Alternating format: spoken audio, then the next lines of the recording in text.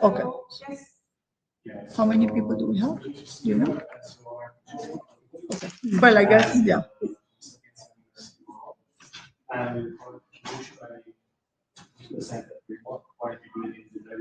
For those of you in the call, if you can hear me, we are just doing presentations, but we do a little bit of that again.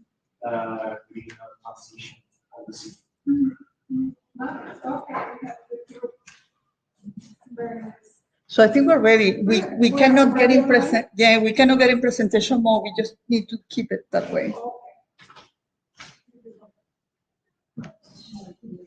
So I just reduced.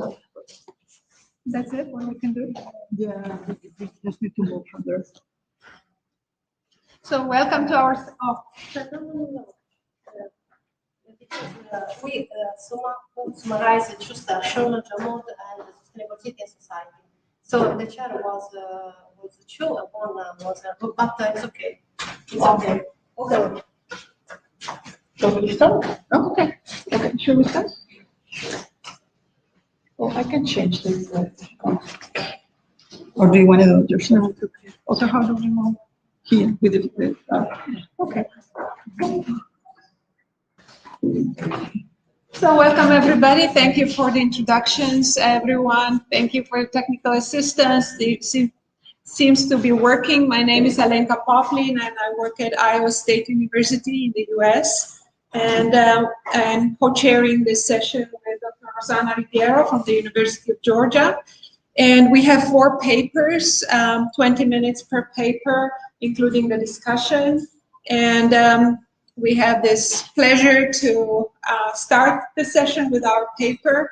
What we would like to share is how we kind of use geodesign as a framework in education, and we have co-authors, partners from the University of Cagliari, Italy, and University of Basilicata, also Italy, so Michele Campagna and Francesco Scorza. And then we also have a collaborator, Ana Clara de Moura from Federal University of Minas Gerais in Brazil.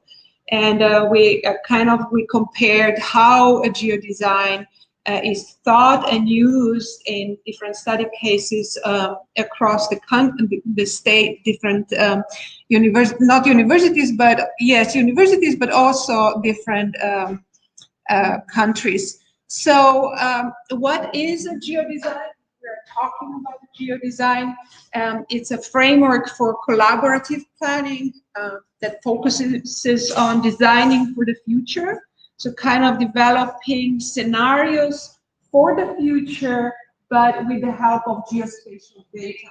So the one that we are presenting here, it's a framework that was suggested by Professor Steinitz, and he's suggesting to go through these 6 models, asking 6 questions in the process of thinking about the future, starting kind of describing how the city functions, going through the ideas and evaluating of what kind of changes need to be made, to suggesting the future of the city, and then evaluating the model, going through the impact modeling, and then decision models. And as I said, we are looking into how is this, not only this framework, but how are all these different countries and schools thinking about geodesign and designing for the future. And this is not everybody is just taking this model and implementing the model, but there are variations of the model that different researchers are using.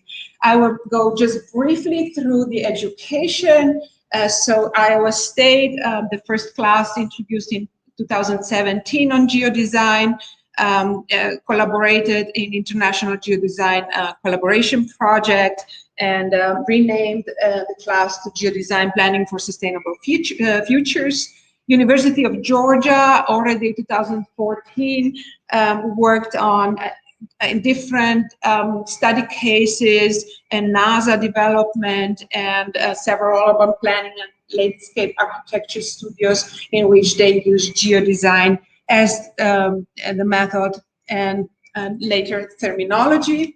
Federal University of Minas Gerais, Brazil, starting 2016, and up to now they conducted first 43 workshops, which means that they not only work theoretically with the framework, but also working with real people, stakeholders in Brazil. And then also were able to attract funding for 35 projects in this area, which is substantial. And they are now involved in developing platforms, digital platforms that enable them to manage the process. University of Cagliari, also we see development 2016, pioneering course mentioning geodesign, especially offered at the Faculty of Engineering and Architecture, and since then extensive international research and education carried and explored in bachelor, undergraduate, graduate, and PhD studies. University of Basilicata joining this effort 2020, working together with University of Cagliari, especially 2020, a PhD Winter School on Research Methodology in Social Sciences, Urban Studies, and Spatial Planning. And now in Italy also, University of Florence joining the efforts. And as we are here, not everybody could join. Not all the team members of this paper could join. So we decided that we are going to give you an overview of the US study case more in detail, and then show you the comparison of all the work that we have done. What we did with Rosanna was a semester-long teaching at 2 different locations at the same time. You can see here all our students, and we had external reviewers that were helping us to improve our work. Basically what we did, we said we are going to select a study case. The study case will be one for both classes. Remember, these are 2 different locations, 2 different universities, teaching one class in parallel.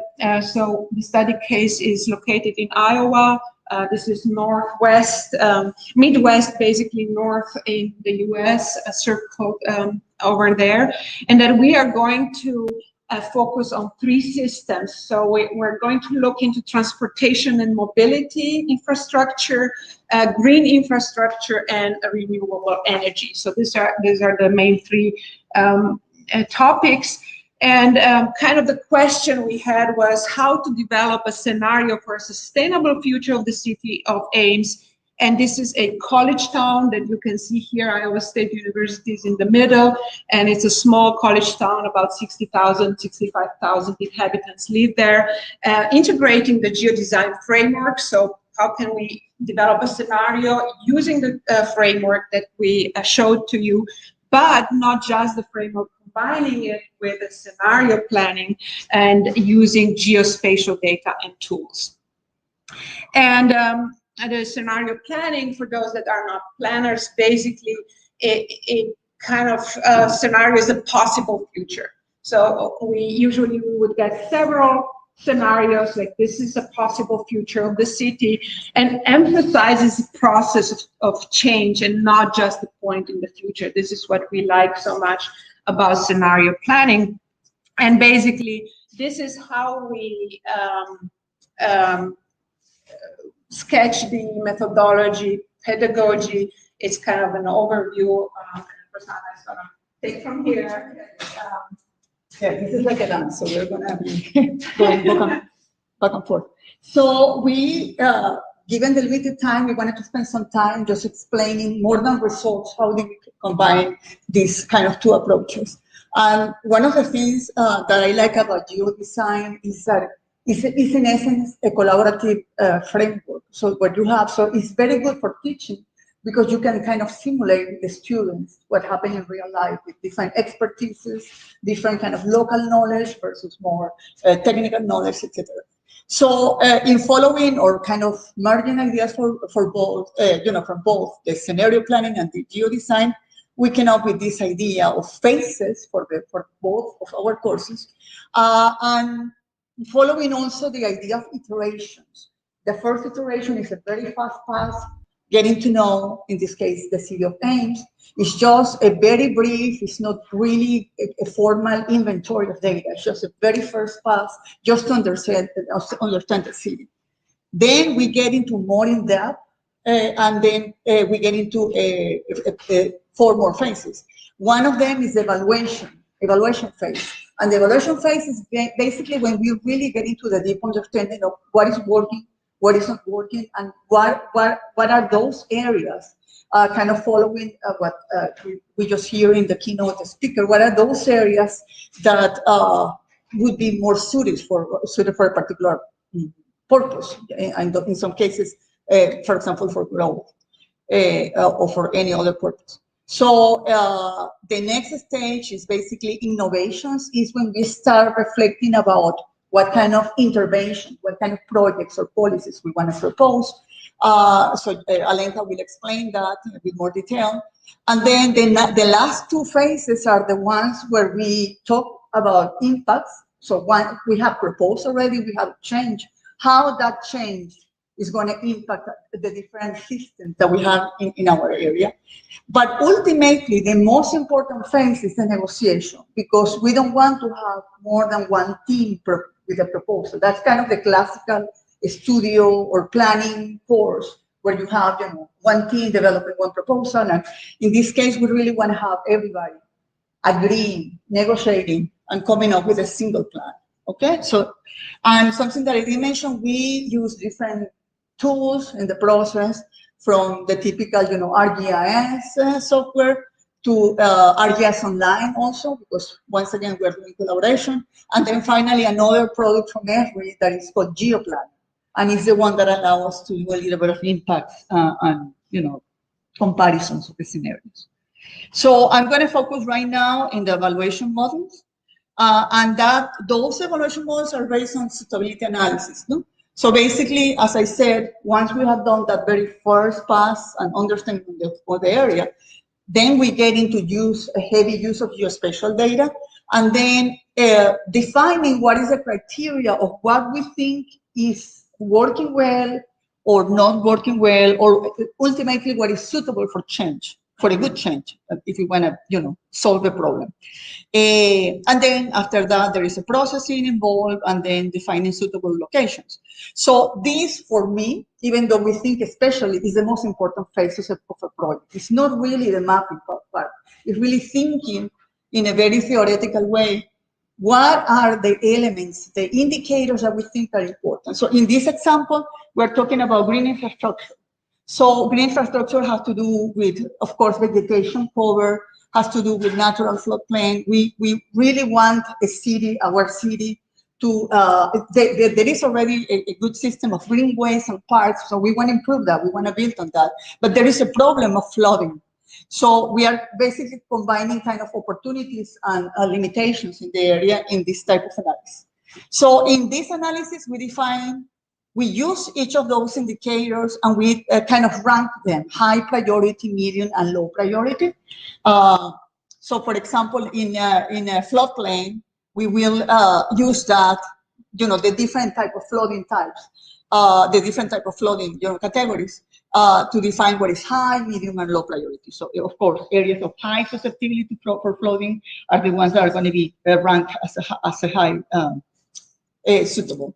And we come up with a product like this that is basically indicating in dark green those areas that are more suitable for green infrastructure projects. And this is what the students are going to use later on to define their proposal, to use the innovations that Alenka is going to explain to identify specific project areas. And then that goes all the way to red, which is areas that are not suitable, that could be already, for example, developed, they may be already, existing, already not suitable for the indicator that I mentioned. And then, as I said, we combine this with these ideas of scenarios. So, and when we get to this point, we ask the students to conceptualize a scenario, no? So basically, they use, and this is where the scenario planning come into place. We ask them to identify the driving forces, stakeholder values, which are very important for both geodesign and scenario planning. because when we later start negotiating, it's based on those values. It's what they call decision model. You know, if I'm coming from as an environmental driven person, I'm going to have different values that if I'm an urban developer. Okay, so those rankings are already also established in the process. And then, so basically, this is kind of a very conceptual phase where they define what their scenarios are. And then we use the innovations that Alenka is going to explain to continue with the process. Yeah. Okay, so innovations inspired scenarios. So we asked them to look into really cutting edge innovations in all three of areas. Photovoltaic bike lanes, glowing cycling lines, transportation, or maybe green infrastructure, green streets or green roofs. Energy might be piezoelectric roads or geothermal energy. And then we ask them to implement those in the scenarios. So look for the cutting edge innovations and think about how can they be implemented in the scenarios.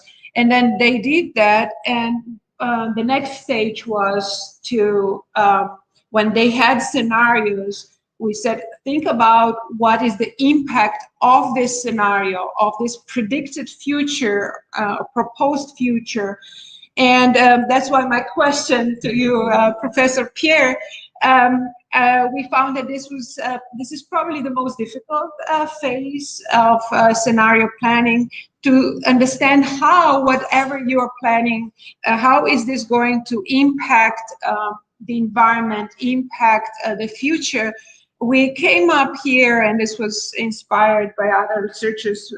It's not our own idea, but we came up with this impact matrix to say each of the elements of the scenario could have an impact on demographics, on the technology, on energy, economics, political government, environment, and then we let them kind of evaluate, saying +2, it's a huge impact, -2, it doesn't have a lot of impact, and so they could use +2, +1, 0, -1, 0, and so for each element of the scenario. And then we said, list all of those, and those that have the biggest positive impact can go into the final scenario. But imagine that we had 3 groups, so they had 3 scenarios, so they were negotiating. The next phase was to negotiate and come up with one scenario that will have the most positive impact on the future. And this is the University of Georgia scenario. Yeah, sure. It's your group scenario. Yeah. So, yeah. This was it's kind of a progression. No, we have each of the universities has like 2 or 3 groups developing their own scenarios, and then they start getting together. So even though we wanted to have a final negotiation among the 2 groups, we physically couldn't do that. So we end up having 2 different scenarios. In this scenario, the one that our students negotiate, they went. They used the 3 main areas. The transportation, especially focus on light rail and tram, because this is a university town. There is a lack of north-south good connections. I don't want to get into a lot of detail because we haven't talked about the area, but they built on these constraints and opportunities that we talk about. So for example, to increase connectivity between certain areas. We also have the energy portion of that.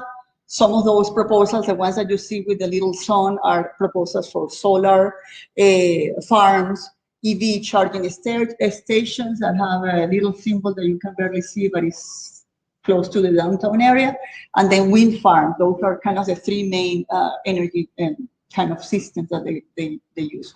And then I mentioned before green infrastructure. So there is a proposal for a greenway that goes, also connecting from north to south, and you can see it in green. Kind of in the middle. So, as I said, I mean, this is very briefly explaining the results. No? So, as Alenka, as Professor Poplin mentioned before, we try to bring 4 experiences, and we focus on ours because that's the one that we were, more familiar. But we brought experience from Brazil, which has been very successful in implementing, actually developing a new type of platform, online platform it's called GIS Collab. So it's basically a web-based platform where the groups, it can be students, but it can be also stakeholders, can come up and co-create urban design proposals, kind of following the same idea, negotiating final design. This is one of their study areas, but I should mention that they have been doing this in other areas of Brazil, so they have kind of a multi-scale approach. They have been looking at this at the country level, but also the regional level. And one of the things that we did at the very end, and it's in our paper, so you're welcome to read this and with more detail, was to kind of do the comparison based on certain criteria. And I think a few things that stand up, I know that this is a lot of wording here, but we use, what were the goals of the different courses, number of students, type of students, undergraduate or graduate students, type of stakeholders. Like, for example, we were working with city officials and university officials, but in the other cases, they were already working directly with municipalities or even with communities. In the case of Brazil, they were directly working with people in the streets. The duration is also variable. I mean, some of them just did. We did one semester. In other cases, they did, different type of sessions. The technology, as I mentioned before, we use a combination of technology, GeoPlanner being one of them, ArcGIS. In the case of Brazil, they developed their own technology, and then the two Italian cases use something called GeoDesign Hub, which is something that was developed by Professor Steinitz with a PhD student. And then we have also variability in the systems that we were looking at. I don't know if you want to. Yeah. Okay. So basically, that's it. I include here our contact information. We really appreciate, your interest in our topic. Thank you. Your presentation was long. We have a time for one question. Okay. So there we have to move on as a session chair. But is there a question that we can answer? Inspiration idea. Things were not clear. We're clear. This is awesome. Talk more about the exchanges between different partners in the different countries and universities, because the projects seems to be not very similar. Yeah. There are several contributions that were put together, and how do you summarize this? Yeah, so this was the goal of the paper, was to look into the differences and similarities of the use of geodesign as a framework. And what we see in short and summary is that in Italy, they mostly follow Stein's framework with 6 models, and they implement the framework as it is. We combined the framework with scenario planning, so we already changed it using the scenario planning. And in Brazil, they started developing their own software tools and platforms, and with that, they are also changing the framework in a specific way by using their own software platform, and also changing in the first part how people perceive the place and how they get information through volunteering geographic information system. So what we want to kind of do is like, okay, we do have the framework, but the different countries implement the framework in different ways as they try to predict the future of the city and kind of model with geospatial tools. Does this make sense? Yeah, something interesting about our collaboration, that it was kind of a hypothesis that we had, is that we were looking at this from 2 different perspectives. In the case of the Iowa students, they already knew the area, but they didn't have as good knowledge about the tools, about GIS. And our students in Georgia, they didn't know the area, but they have very good knowledge about the tools. So one of the things that we spent time conceptualizing and developing in our syllabus is that we had actually was concept was how they were going to perceive and learn about the area. And I think that was one of the interesting, it would be a different paper, but how we use, how the tools that we have now, nowadays allow you to learn about a place remotely in certain way, and how do you combine that with the local information? And also, how would you plan differently if you don't know the city? Or how do you incorporate the local knowledge if you know the city or you live in the same city? So that was kind of interesting for us. Yeah. Okay, so we have to move on. Thank you, everyone. So the next paper on automatic banking system related to pedestrian safety. So please, and I hope you can present your co-authors as well. So, 20 minutes.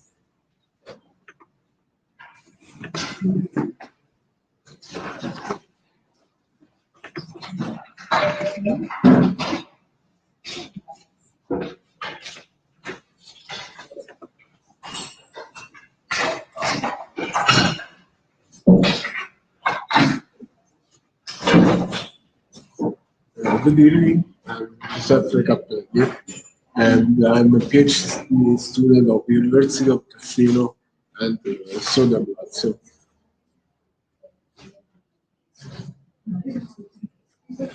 In this presentation, after a brief introduction about braking system, we'll focus on the objective of this study, that are the estimation of potential friction value, and then the corresponding deceleration rate in order to assess pedestrian safety in all possible contexts. After that, a description of the methodology will be provided, and this methodology is composed by different calculations that will be shown. As last step, a case study will be presented in order to demonstrate the effectiveness of this methodology. And as last step, there will be the conclusion. Intelligent transport system seems to be a very crucial aspect in today mobility. And among intelligent transport systems, possible to find advanced drive system that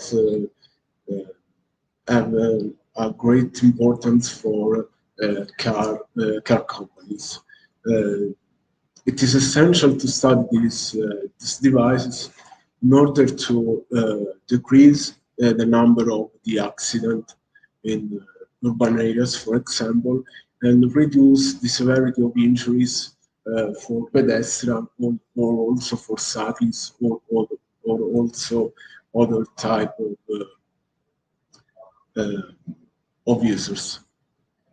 Among the advanced driver assistance system, possible to find also dynamic stability control system, such as anti-braking system, ABS, traction control system, or also called anti-skid control system.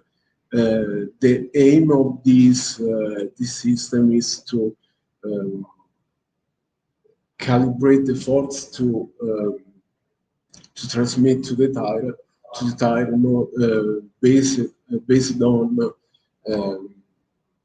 tire rod friction ratio.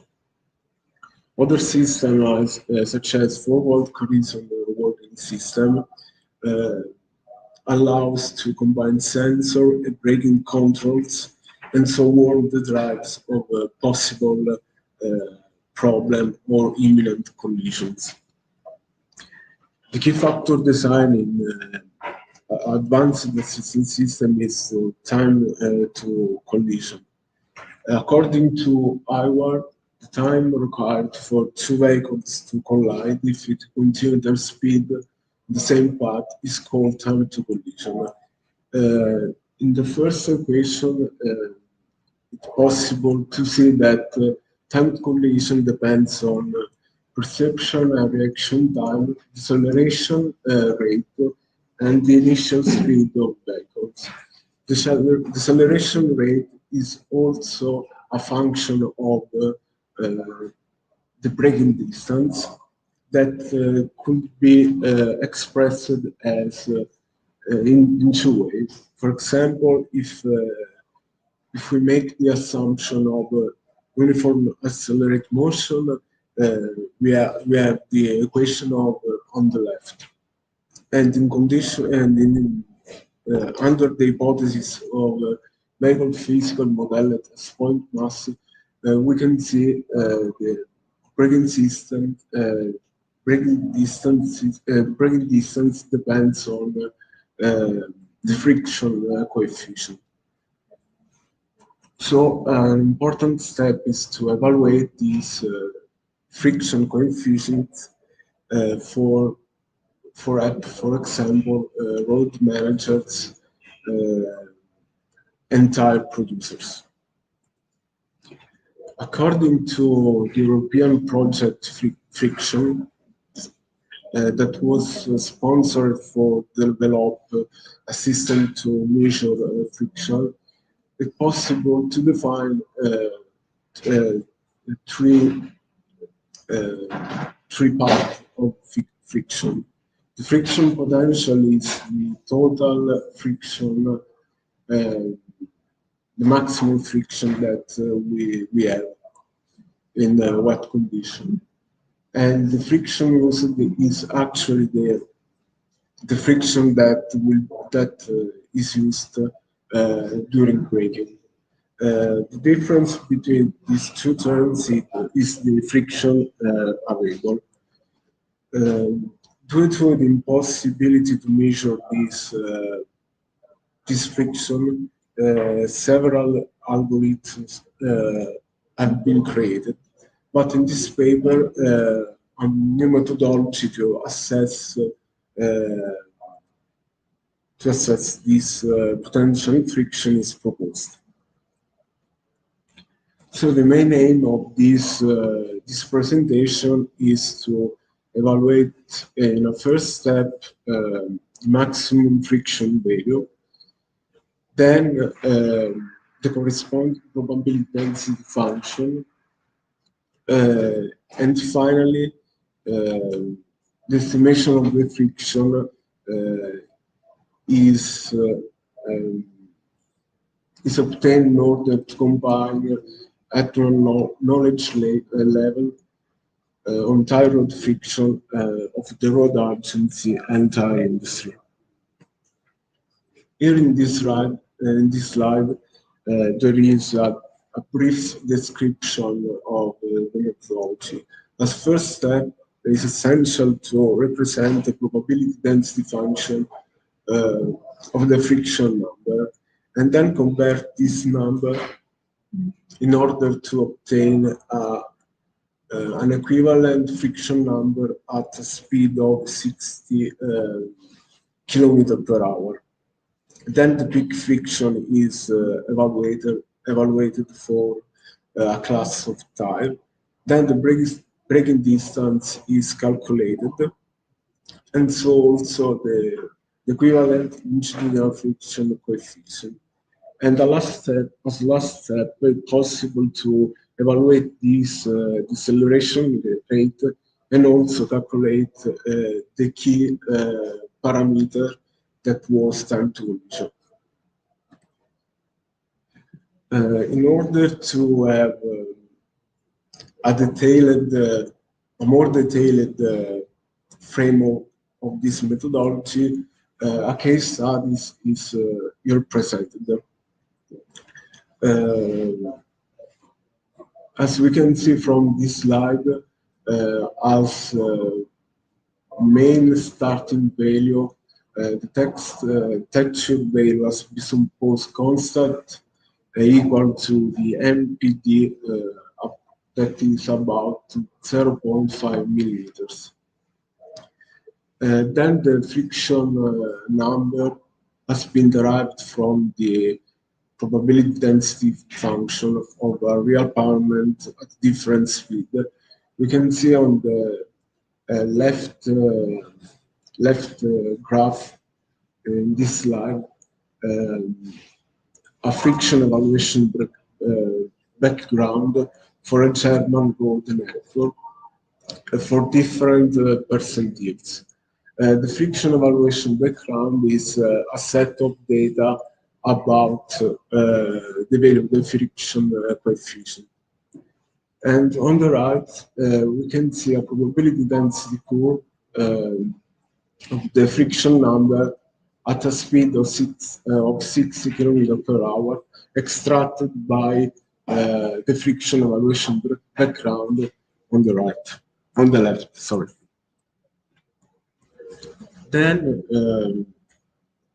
a set of 11 friction numbers have been selected, and by using these two equations, the peak value of the peak friction value is evaluated. As it's possible to see, it depends on different characteristics of the vehicle and also of the road. Then two different classes of tire have been selected, and the peak friction value I've obtained with this equation 4. By combining all this information, it's possible to evaluate the braking distance with equation 5 that depends on different parameters such as slope, for example, aerodynamic coefficient, initial speed of the vehicle, and need to be integrated. In this slide, an example of equivalent longitudinal friction coefficient is proposed, and this coefficient have this shape, such as a negative exponential form. On the right of this slide, it's possible to see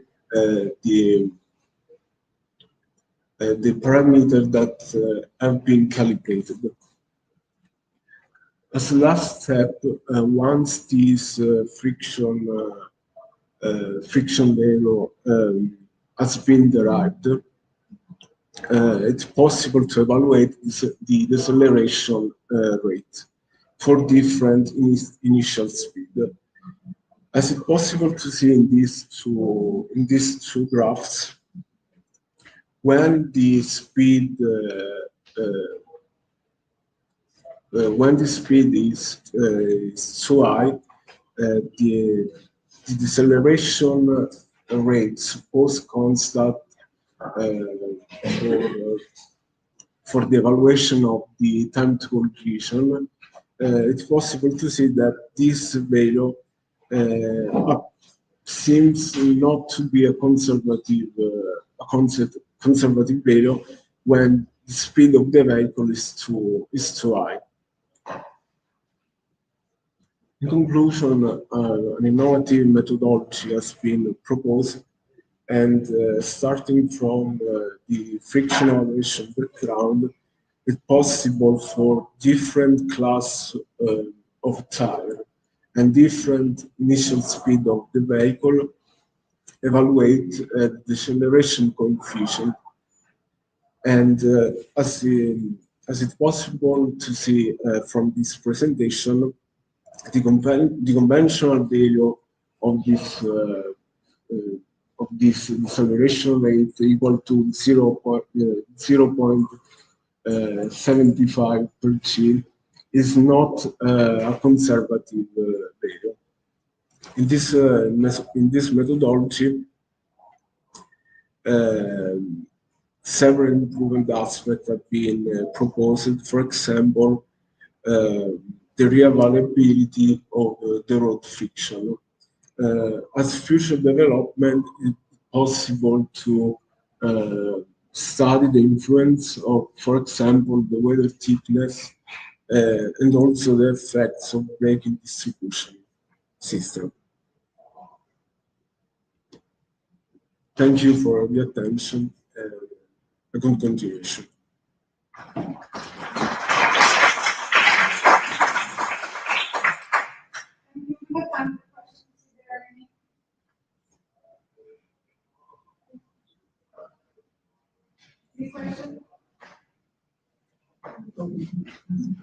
So I have a question. What are the next steps in your PhD? My next step is to assess the safety of pedestrians and also cyclists. The next presentation here at the ICCSA 2023, I will present, for example, some models for evaluating the bike share, for example, and bear in mind the energetical issues and also safety problem. So this will be my next step for my PhD. Thank you so much, and Right. good luck.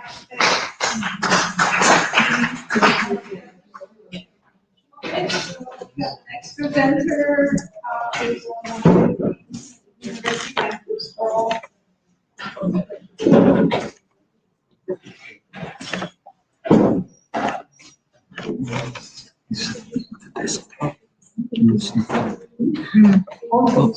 No, that's it, the purple. Yeah. Okay. The last one.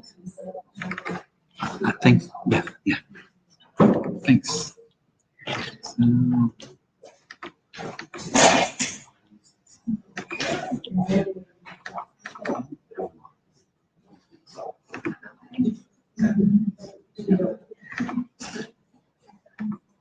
I think it doesn't work with the. No, because Yeah. he Yeah. I doesn't. can just use this and just go down. It's not possible for full screen because the Yeah, pitching. no problem, no problem. Good afternoon. My name is José Cos. I coordinate the Urban Ecology Lab at the Federal University of Santa Catarina in Brazil, south of Brazil.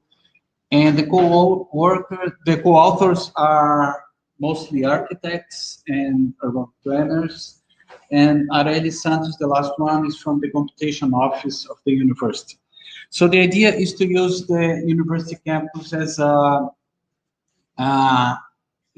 an experiment for diverting mostly the Brazilian perspective to move from cars to pedestrians. And I would like to, because I have several videos and it's not working. Do you know why? It was working before?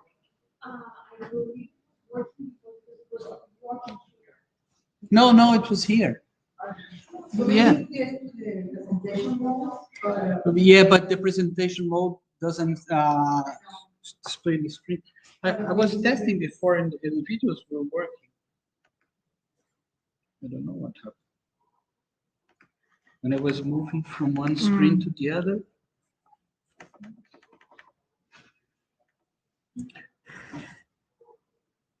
What happens if you go to presentation mode? I know It's that not possible.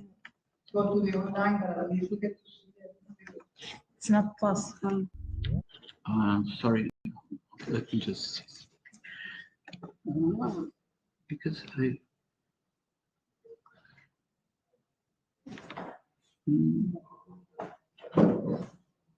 If you click on the presentation mode, of course, if you click on this one here. Yeah, but then it's not going to display on the screen here. Oh. It's a problem. But remember that it was working. The video was working. I believe it was working. When we played on PC, we had no links.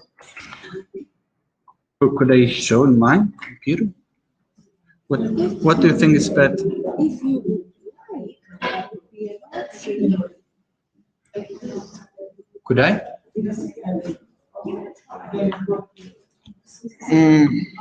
Hold on. I think no, it's not. No. Because this computer doesn't have the license of Microsoft. Yeah. LibreOffice. Do you think you can? Yes. Do they have here? I think so. Maybe we can close this. Just 1 second. Try. I've been told that there was a consistent problem with videos. Okay. Let's see. I don't know if the video will work, but Let's see, let's give it a try. Let's give it the old college try. Yeah. Non lo fa prima. Try the presenter mode. Can you connect your Start. Ma non lo fa aprire comunque. Show now. Però non possiamo collegarlo.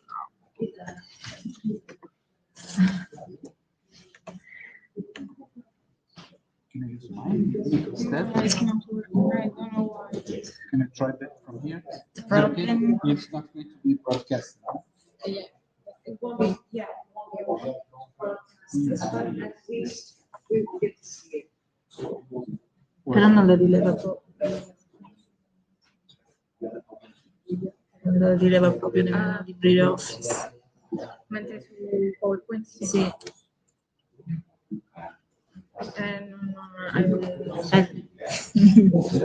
Però il problema è che non possiamo mettere le condivisioni per quello, perché noi abbiamo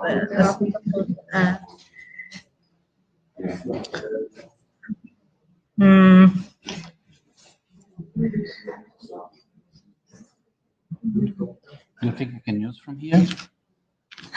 It's a problem. It's not possible because Okay. So in this PC there is a platform. Can you save the video? I think it will take too long because there are too many. Or there are. The presentation is full. After the official session, we can see the video. But it was working here. I don't know what happened because we tried. Let's just one try. This.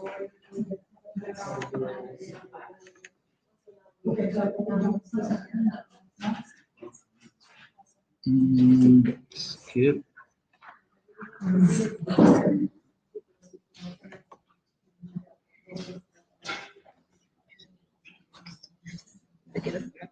No, it's not. Sì, infatti ho chiesto No, okay. So sorry. It's oh.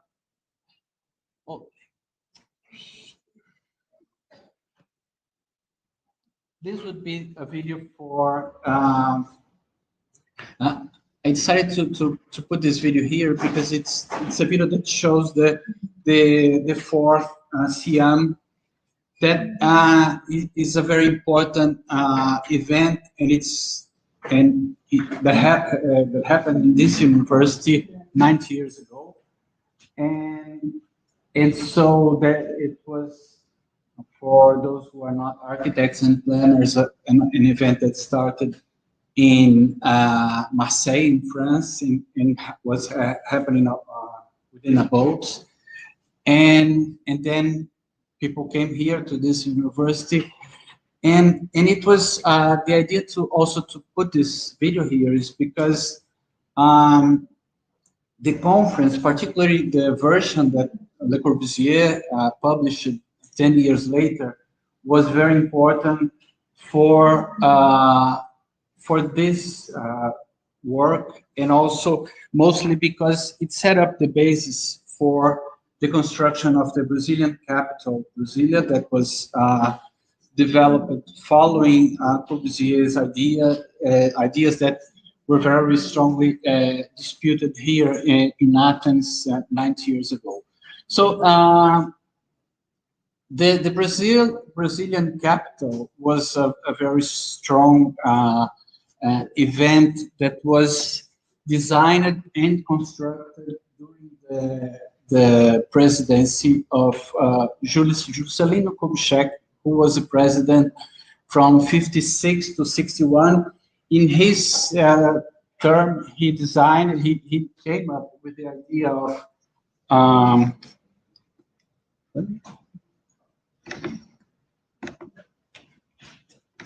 he came up with the idea to bring the to design this new capital in the middle of the country, and that was quite important because the country was had huge challenges to be developed, and his main plan is how a modern country and modernity would be associated with the idea of conquering the inside of the country. So the country was mainly developed along the coast, and the placement of Brazil in the middle of the country was also very important to strengthen the idea of the automotive industry and cars and trucks to be a way to conquer the city. So the roads were really developed at that time, paved and going to inland, and the automotive industry was very strongly associated with his Fordism approach to bring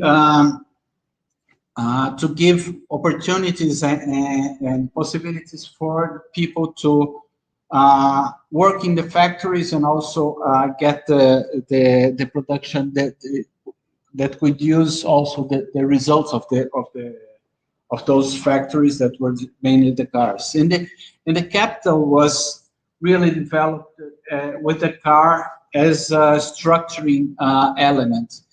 And although the plans were to be a very equal and that would propose a diversity for the population, in fact, it displayed the opposite side, that it was the planned city was offering parking space for every apartment, but only those who could afford those cars could live in the planned city, and those who didn't have a car, they were living the outskirts of the city and having to use a very precarious public transportation. And then this is the university campus that was the university was created in the same year as the Brasilia inauguration. And we see in this image that the cars also have a prominent space. And what we try to bring here is that this mythos of the car as for the Brazilians were very important. And the university was also one that was propagating this this idea. And we just had an elections in Brazil, and the society was totally divided. But one of the few issues that both candidates agree is to support the car industry. So it's very difficult to move against this idea, even within the university. So this was also a video that we could not see everything, but the university has several water streams that crosses the university, and in most of in what we teach in our classes and research studies are always bringing the idea of the importance of the pedestrian, But what the university teaches really is how the cars are more important than nature and pedestrians. So if we instead of even if we teach a message that pedestrians are important, the universities really communicate and teach through the campus the opposite message. So we try to use the we try to convince and demonstrate to the university administration, who really takes the decision making at the university, the importance and how priorities could be shifted using, in our case, EduROM network.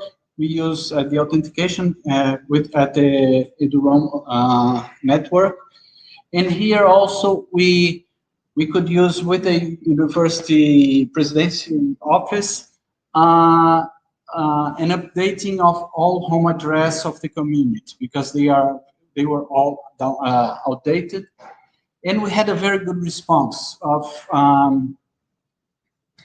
more than 37,000 responded, agree with to change the address and also to use the address for the research purpose. So with this, we could use the home address of the university combined with the EduROM authentication network. So this is, we start to use the people who lived near the university and could walk to the university, and then we, using the postal codes of the home addresses, we could set up those rings of 5-minute walking to the university, and then we found out that 17% of all university members lived in 10 minutes walking distance from the campus. And the idea is, so these are the different streets and postal codes related to the 5-minute walking radius. And then we combined this with the EduROM authentication network in 550 access points. So we had in one day around 30,000 users authenticating in the network. And with this, the records of that we had, and the university, and I think all the universities are required to do this, they have to keep for 10 years all the registers in the EduROM network. So we use this, we had the time and the location of the authentication associated with the ID of the university. So we had all the personal information associated with the time and location. And we used groups in order to guarantee the privacy of the community. Oh, now it's playing video. I don't know. So this is a kind of a density map of the authentication within the campus, and we had this. We can see very well in the background the university campus, and then we associated also with the postal codes of people that were working far, more than 30 minutes walking from the campus, in order to use, like in this case, we had the first authentication in the network that would suggest the time that everybody is arriving, and then we could associate the time of arrival with the neighborhood that those people were coming from. And then we could provide better public transportation options for each neighborhood according to the time, to the periods that we had more people coming from each neighborhood. And the same here is the opposite. The last connection with associated with the address to display the departure times. Then to find out the dynamics inside the campus, we divided all the pedestrian routes in 9,100 segments, pass segments of 5 meters. Let's see, here's working also, and this is how we had the raw data that where people were connecting in different places, and then we could follow every member, not every member, but every group of members in order to guarantee the privacy. And this is how we, so we had these points in that people were authenticating the how to say the mobile phone, for example, and then we could suggest a path that those people were going. So these are how the trajectories were being developed a lot during the day, and we could because we had the ID, the university ID, we could like this split the different centers or the disciplinary fields in order to find out like how, in this case, the language and communication center, the students, how they would behave, and this is the technological center, in order to find out possibilities to have more transdisciplinary encounters with within the campus. And this, I'm just about to finish, and this is the entrance, each circle represents one entrance and the number of people that live near this entrance. And what are the paths that are more used by the community? So with this, we can set up priorities for investments within the campus planning in order to facilitate and have the, so this video is also working. The idea is how to replace those parking spaces that are next to the rivers to try to bring more linear parks along the rivers that would also help to protect the university from some flooding events that we have. So the idea is how we could provide initiatives that would require less cars in the campus. The campus offer free parking space for everybody, and how we plan in those replacing some of the parking spaces for to use for pedestrian areas, mainly reinforcing those places that were more busy and have more people that could be walking in these areas. So thank you very much. I apologize for the inconvenience. Thank you. Are there any questions? Can you ask the question? Do you want to say something? Yeah. Yeah. Okay, we have a question for you.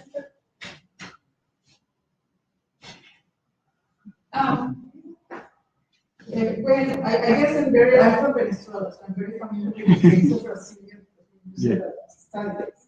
And we had another city that went through the same process. So I think it's very interesting how you're connecting so mine is more of a comment than a question, but it's very interesting how you're connecting the past with what you're proposing now.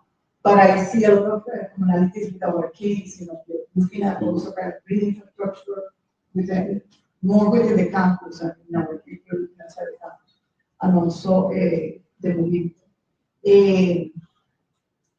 So the only thing that I couldn't completely understand the connection is, I think you were able to quantify those areas where you have the kind of the concentrated population. I think I saw a couple of names that are people next.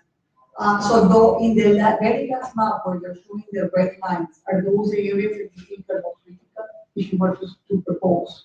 You know, No, the red lines are the ones that are actually more busy because we could see from the connections that those are the areas where there are more people walking during the day. So the idea is how to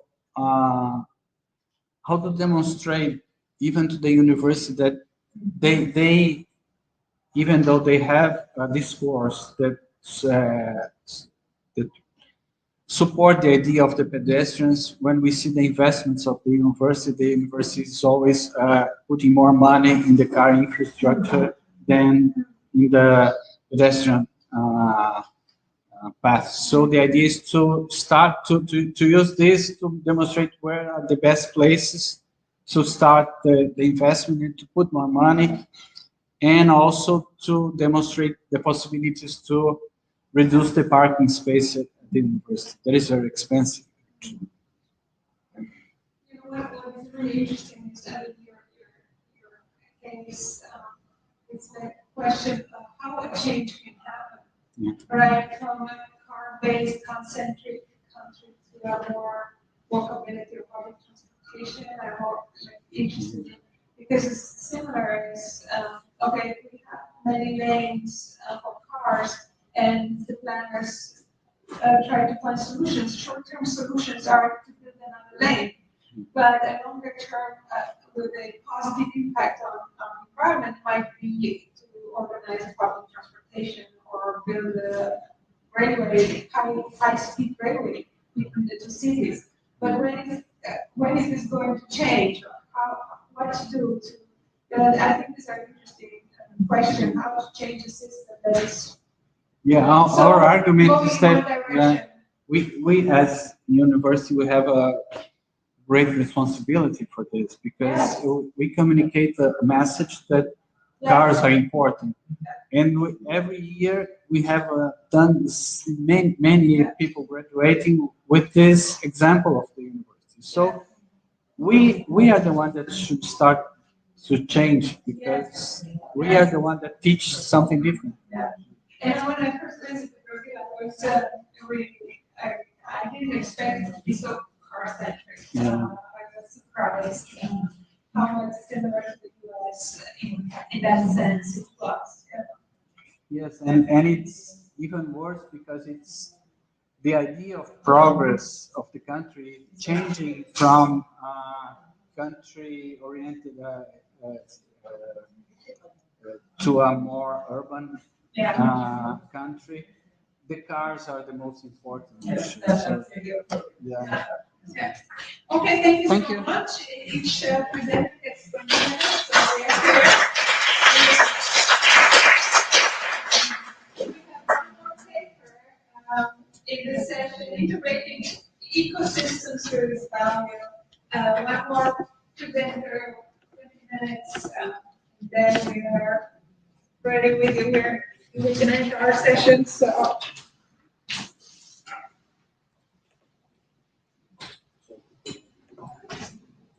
Computer's not right.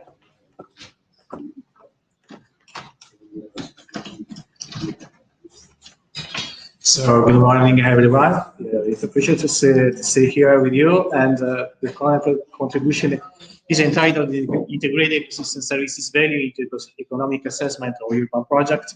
And the aim of the current contribution is to propose a framework for integrating the economic assessment and the accounting of ecosystem services within our general decision-making processes that can be seen and individualized, underlining the general urban project in the city. So one of the main questions that that can be individualized behind the current contribution to the current work is that how we can integrate, incorporating the benefits by the natural assets that we can individualize within the city in the decision-making processes, which are the main benefits that can regulate the transformative change of the city towards the ecological transition of the city itself. So, and the second question is how we can combine and we integrate the interest of the different stakeholders in the decision-making processes in order to capture the value by the natural asset that's existing in the city. And the goal and the one of the proposal and the output of the current contribution of the current ongoing work is about the description of a general framework in terms of analytical and practice framework that can be used as a reference for integrating the accounting of the ecosystem services in the general concept of the urban design exercise, and also in the multi-scale approach for individualizing the better, for example, the better places for allocating the infrastructure, or in general terms, the nature-based solution. So we know in general terms what are the ecosystem services. That are the benefits that the natural assets, especially in urban context, can provide to the community in general terms. There are a lot of classification of ecosystem services by the Millennium Ecosystem Assessment, the TEEM, and the CPH, and so on. But in the current report of the JRC, the ecosystem services provided by the different types of ecosystem can help for supporting the economic growing of the national at the national scale of a different country. In particular, this report, we see that in 2012, that was counting a general amount of around 170 billion of euro that are the provides to us by the ecosystem in terms of provision of ecosystem services. And the same estimation was done with regard to the year of 2019, calculating an amount of around 200 billion. So, but what are the main challenges that we can individualize in order to incorporate the accounting of ecosystem services by the different type of ecosystem within the decision-making processes? One of the first one is the level of decision-making. What are the different decision-making levels that we can individualize in order to incorporate the different type of ecosystem services? Because according to the different level, we can individualize the proper ecosystem services we can use as reference for the accounting processes. The second matter is about the scale matter. So which are the limits that we can individualize and define in order to upscaling the concept of the ecosystem services also within the accounting exercise. The third change is about the dealing with uncertainties. So behind the exercise of the accounting of ecosystem services, we can always often individualize and define a specific uncertain grade. So because there are a lot of methods, we can see that, and a lot of tools that we can use in order supporting the economic of ecosystem services. But each of the methods and tools can give us as outcome a specific numerical value. But the question is the proper, is the better that we can obtain, or there are also other methods, other tools that we can use as integrated or separated manner. And the last but not the least, the stakeholder engagement. How we can capture the value about the ecosystem services according to the point of view of the different stakeholders. And in the framework that we have proposed is in line with the previous presentation about the general design processes in order to capture the value about the benefits by the natural asset according to the different points of view of the stakeholder. And we start to test the framework within a university course in economic accounting ecosystem services in order to test this framework and how this framework is very useful and helpful for the students in order to evaluate the impact of the ecosystem service derived by the production and implementation of a specific action in the urban context. In the literature, we individualize some starting point to overlap these four challenges. The first one is providing information on the specific clarification of the meanings about the ecosystem services. What are the meaning of the urban ecosystem services? Also, with regard to different scales we can individualize within the same urban context. The second one is to promote the cooperation between and within municipalities, within the different stakeholders, and how we can capture the ecosystem services into the urban development and planning processes. This is the third starting point that we can see in this time. And the last part, the last starting point is to promote the economic incentives, like the payment of the ecosystem services or other type of taxes that we can use as instruments and tools for supporting the incorporation of the value of ecosystem services within the decision-making processes. We know that in general terms, we individualize different type of approaches, operative approaches that were proposed for incorporating the accounting of ecosystem services at a different scale, the national, European, and United Nations scale. At the national scale, we individualize the system of national accounts that estimate the benefits by the national assets in terms of goods and services that are directly measured in economic terms. At European level, we individualize a key project that it is called the KIPINCA framework, KIPINCA project, that proposes a framework for accounting the economic value, but also in social and environmental terms within the decision-making processes. And this project proposes some example of table of conversation from physical terms, measurement in economic terms. The last proposal of framework is about the system of environmental economic accounting, that in the specific terms is based on the two main sections about the ecosystem condition account, and the second part is about the ecosystem services accounting and the translation of by the biophysical measurements in economic terms. The gap is which are the methods that we can use for supporting these three steps: ecosystem condition account, ecosystem services account, and translation by biophysical measurement in economic terms. By the MICE framework, by MICE project, European project, method and tools for supporting and assessment ecosystem services, there were individualized and defined three main methods: biophysical, social, and economic. For each of these clusters, there were individualized with some specific methods and approaches. For example, for the physical methods, were proposed the direct, indirect measurement and modeling approaches. For the social, in order to capture the social value of the ecosystem services, we can apply observation methods, consultation methods, or the engagement methods. And by the economic perspective, there are two main clusters: the primary evaluation method and evaluation cluster method.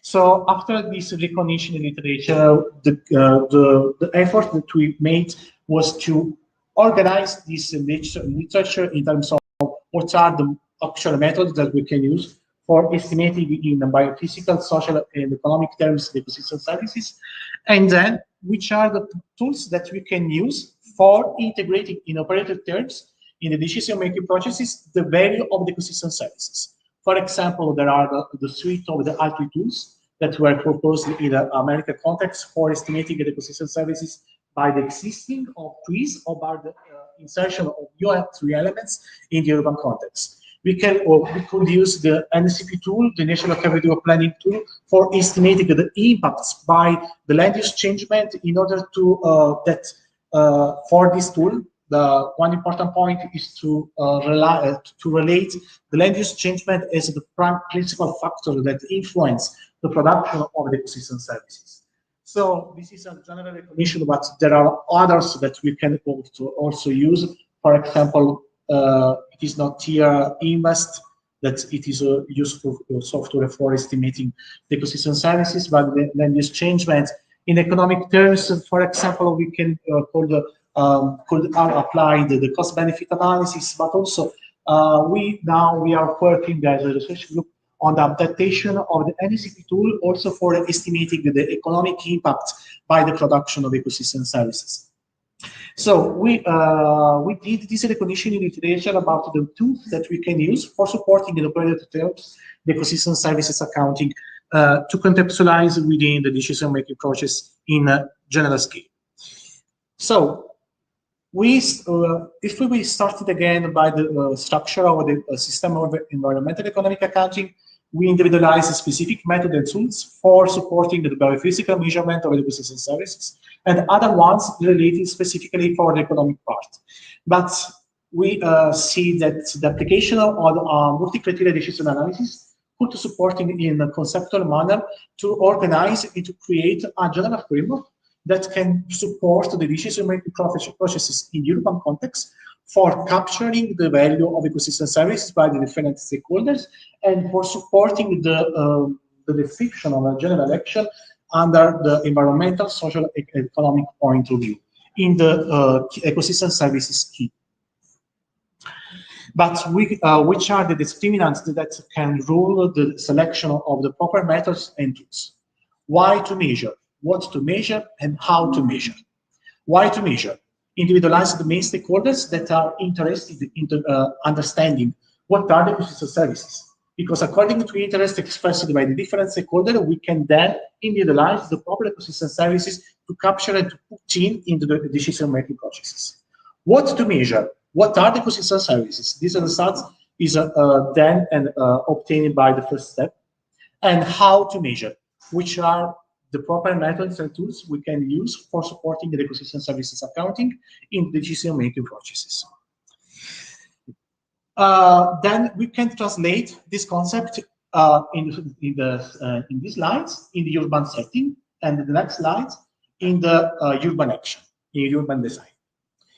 The first step is the condition assessment of urban ecosystem. Which are the features, the characteristics that connotate and distinguish the urban context of reference of analysis? So what does the ecosystem services, what are the ecosystem services that the urban ecosystem now is able to produce, to supply, in order to compare the ecosystem services demand? The second part is about the urban project outline and the stakeholder engagement. In order to cover this gap between ecosystem services demand and ecosystem services supply, how we can cover this gap, with which type of action, with which type of urban project.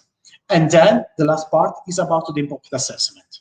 It is important part, an important section, because it is important to get and to overlap by the ecosystem services accounting to the impact assessment of the design in terms of ecosystem services.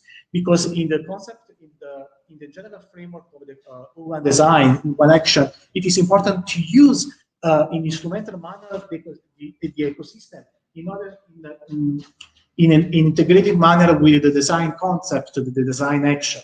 Because the natural asset has an intrinsic instrumental value for using in order to produce ecosystem services and more supporting the well-being of the community under the economic, social, and environmental point of view. This is the general framework that we can organize and develop about specifically the urban design. The first part is about the analysis context. In this part, this is stakeholder engagement, which are the interests that characterize the urban design. And we can use, for example, we are testing the use of the I2 canopy, the SWOT analysis, and the NSCP tool for organizing the whole concept that we are collecting after the analysis context exercise. According to I2 canopy, for example, is useful for estimating the condition of the urban ecosystem according to the existing or specific specific trees in the context of the design.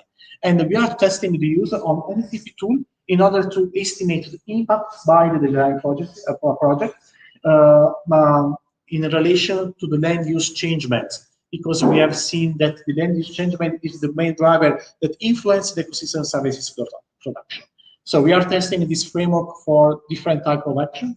For example, environmental projects in the urban context, also for the selection of the proper area for allocating the green infrastructure or nature-based solution, according to the ecosystem services demand that we can capture by implementing the first step of this framework by engagement with the stakeholder, and then with the implementation of the SWOT analysis. So this is the general remarks that we can use as reference for that work. So the assessment framework takes into account the biophysical, but also the economic measurement of certain ecosystem services that we can individualize in the first step of the framework, investigating the interest of the stakeholder. By using these methods, we can support macroeconomic and ecological consideration. So the economic assessment of ecosystem services is difficult to relate to the microeconomic consideration, but it is important to support this job by ecosystem services accounting to impact assessment, because at the macro scale. And in this way, we think that the implementation and the use of this framework could be useful and helpful for different target of audience for starting to integrate the ecosystem services meaning in the decision-making concept of the design action in the urban setting. It's all, and thanks for your attention.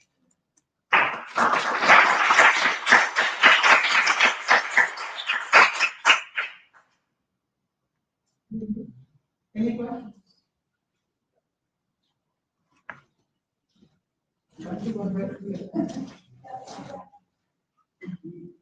mentioned several times the issue of the definition of the concepts.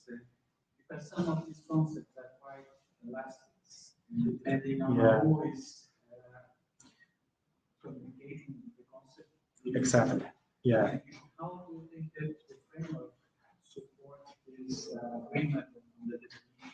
Yeah, it could be helpful for after implementing this framework to understanding which is the meaning about the urban ecosystem services, or in general, with concern the urban ecosystem for that specific stakeholder that live in that specific area.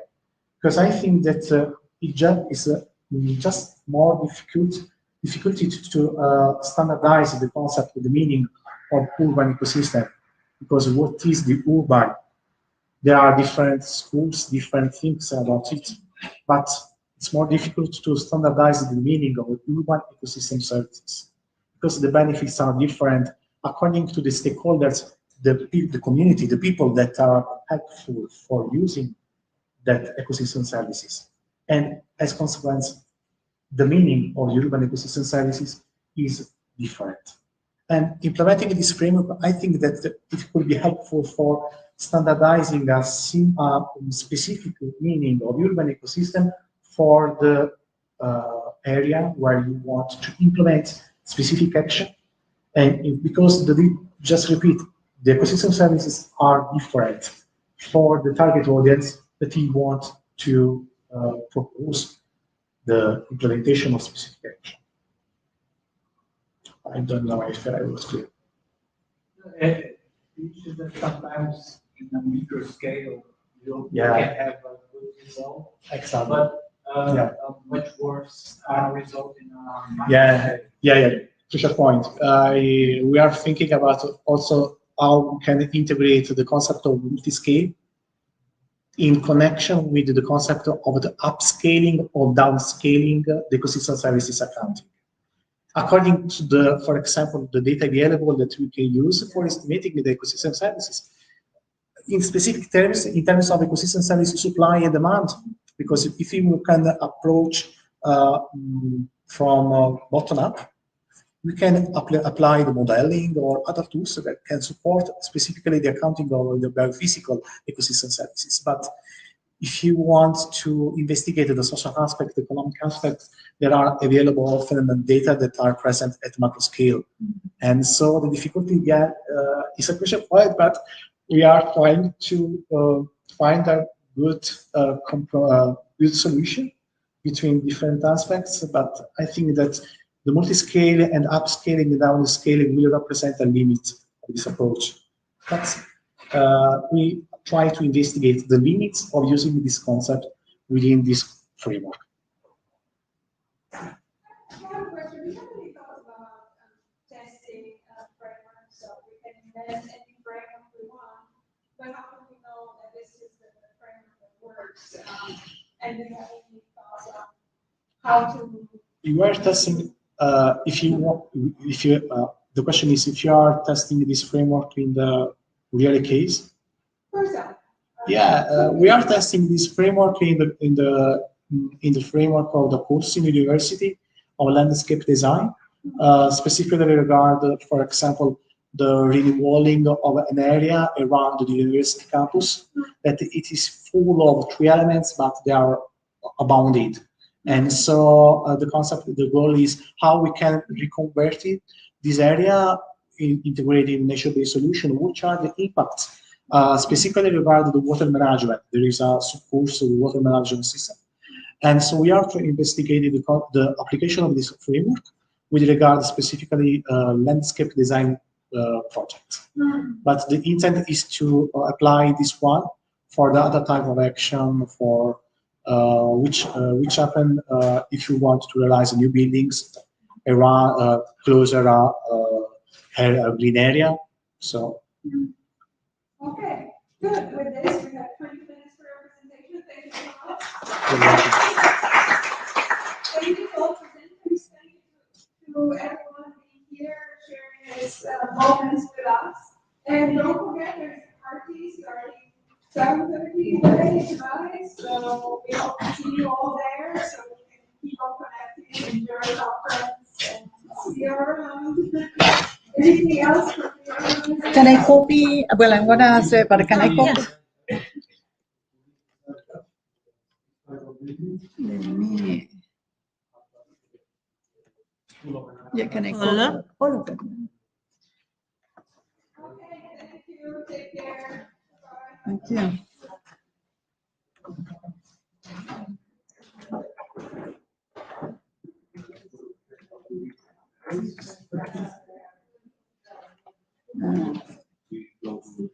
Thank you. Oh, wow, these are huge. It's gonna take a while. It's funny that so much effort to get the videos and all of the sudden they start playing. It's good. Okay, so I guess, well, thank you so much for your.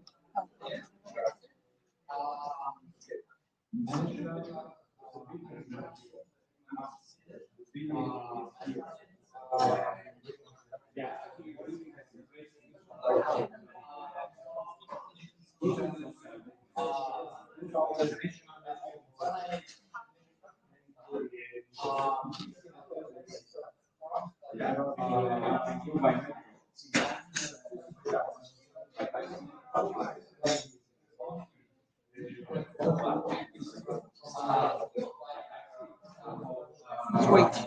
Yeah. No, wait. Okay. Oh, yeah, I was going to do that. But if you're still, should we close? No. No? Okay. Let's take it slow.